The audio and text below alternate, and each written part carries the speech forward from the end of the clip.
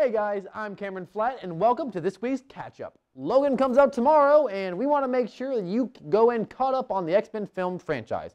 Of course, spoilers for all of this. Based on a long-running comic book series, these movies are about mutants, people born with extreme physical abnormalities and/or superpowers. Including Logan, there are 10 movies in this franchise, broken up into 3 distinct trilogies plus Deadpool. The first trilogy, X-Men 1 through 3, tells the story of mind reader Charles Xavier, often referred to as Professor X, and his school for gifted youngsters. He teaches them to control their abilities and use them for the greater good of humanity as the X-Men.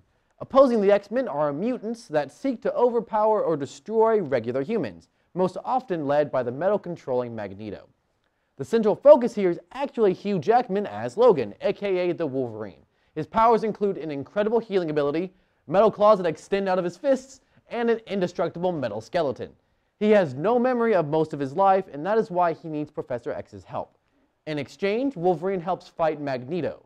A bunch of things happen, and in X-Men 3, a bunch of characters die.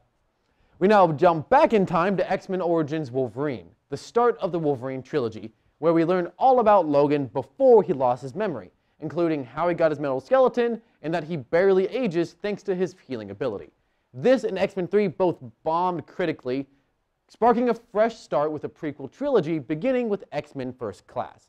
This goes back to the 60s, showing us how Magneto and Xavier met, became friends, formed the X-Men together, and then became mortal enemies.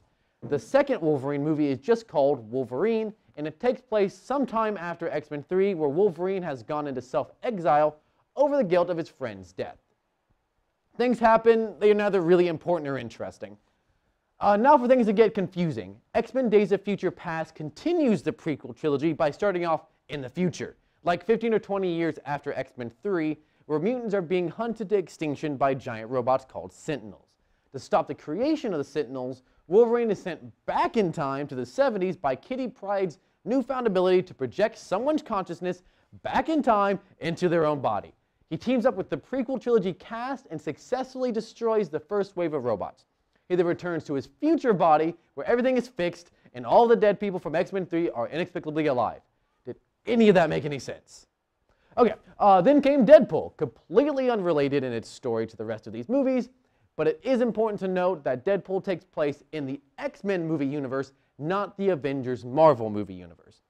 Finally, there's last year's X-Men Apocalypse, the final prequel trilogy film in which a new generation of X-Men are trained, presumably to start a new trilogy. So now for some context for where Logan falls in all of this. It reportedly takes place 1 year after the new future created in Days of Future Past. You know, the one where everyone is alive? Yeah, well now they are all dead, because the disease wiped out almost all of the mutants and severely weakened Logan and a very old Professor X. And now you are ready to see Hugh Jackman's last time playing Wolverine. I hope everyone enjoys it. Okay, bye.